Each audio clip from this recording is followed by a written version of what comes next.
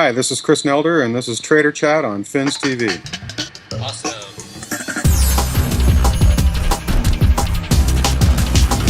Come out this way, and you're basically just looking out into the valley. And What valley is that? Mill Valley. If I have to drive into the city, it's typically about, well, it'll take me about 12 minutes to get down to the freeway from here because I'm in the back of the canyon, and then about another 10 minutes to get over the Golden Gate Bridge. Hi everyone, Jeffrey Lynn from Fins.tv, and I got a special guest here. He's our Chris Nelder. He blogs on our site and on his own site, getreallist.com. Right, Chris? That's right.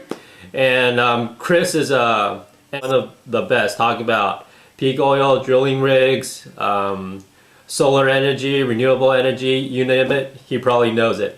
So just glad to have Chris here today, that we can sort of pick his brain and sort of understand and pick through all the news to see what we as consumers and citizens in the United States we should worry about with our policies and such. So Chris, welcome to the show. Thank you.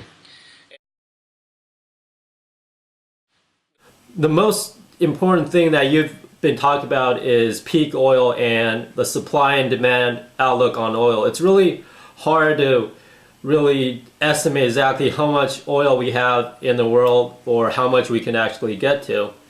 And especially with countries like China coming on, they're using a lot. So how should we sort of read into all this, and how should we prepare ourselves for the possibility of peak oil? Well, the important thing to realize is that no matter how much oil is out there in the form of reserves yet to be produced, it's the flow rate of what we can get out of the ground at any given time that really matters to us. That's what affects our economic growth. That's what affects pretty much everything that we do. So right now, the world is producing about 85 million barrels a day, and that's down just a little from the peak last year in July at about 87 million barrels a day. No matter how much reserves are out there, if you can't increase that flow rate, then you can't increase economic growth on a pure energy basis, except when you can use less of it. So it looks to me now that we've probably reached that peak. I don't think we're going to exceed 87 million barrels a day that we hit last year in July. The more optimistic observers that I think are credible think we might get to as much as 90 million barrels a day within the next few years, but then that will be the peak. There were some estimates that thought we could get up to 100 million barrels a day a few years ago, but those are much fewer people now are saying that we're going to get to that level. So I think, for all intents and purposes, especially for the Western world, we've pretty much hit the peak of global oil production. And if you increase the reserves substantially from here, that is oil that's still in the ground, it's probably not going to change that peak flow rate. So that's the important consideration. It's not about reserves, it's about the flow rate. And it's something that very few people talk about, but it is the factor that most affects our economic outlook.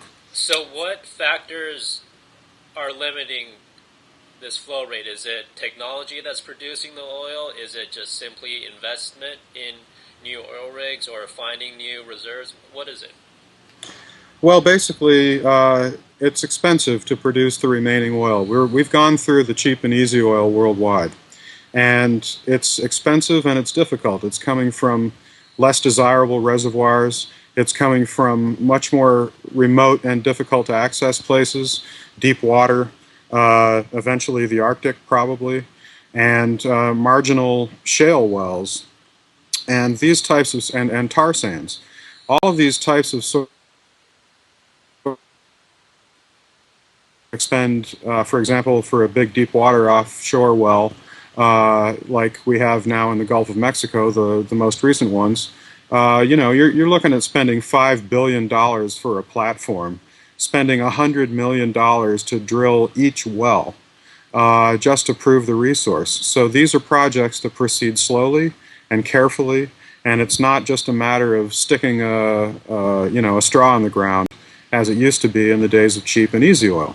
So all of the resources that we have yet to produce from here on out are going to be slower to come online. They're going to be more expensive, so it's going to take longer to raise the capital for them. And they're producing from more marginal resources, so the flow rate is considerably less than the flow rate that we used to get out of discoveries in the past. So, where you used to be able to discover a field 20, 30 years ago that could give you over 1 million barrels a day of production, the discoveries we have now are typically, 200,000 barrels a day or less. 200,000 barrels a day would be the good ones. So that's the situation we're in. You can apply more technology, you can apply more capital, but that doesn't necessarily mean that you're going to be able to increase production. We're kind of reaching the geologic limits of the world to produce more oil.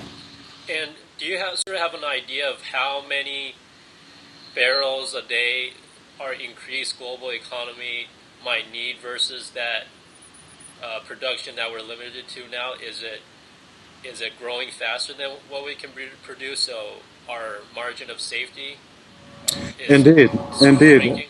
And that's something that I wrote about in my article for this week, which will be up on greenchipstocks.com later on today, Friday, and it'll be up on my blog on Monday. But basically, the global rate of oil production maxed out in about 2005 at about 74 million barrels a day. That's regular conventional crude. And when that happened, GDP continued to increase worldwide, Right. while oil production only increased about 2%.